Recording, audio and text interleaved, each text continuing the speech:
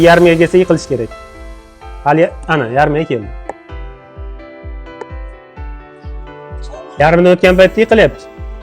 Yiqilyapti.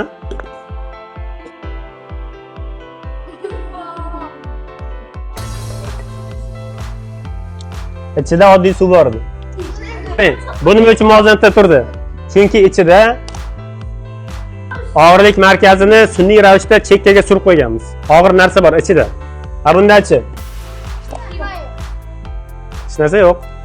Buni og'irlik markazi o'rtada, buni og'irlik markazi chekkada turibdi. Og'irlik markazidan o'tmaguncha yiqilmaydi jismlar. Buni ham og'irlik markazini chekkaga surib qo'yganmiz, sun'iy ravishda. Shuning uchun yiqilmayapti. Og'ir narsa bor, shuning uchun buni yotqizib qo'yishda hech qanday iloji yo'q. Baribir turaveradi.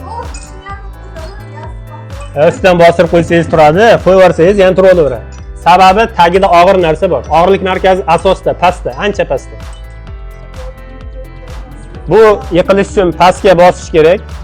Bu pastga tushish uchun dastasi qayerga ko'tarilishi kerak? Tepaga ko'tarilish uchun bu bosib turibdi ustidan.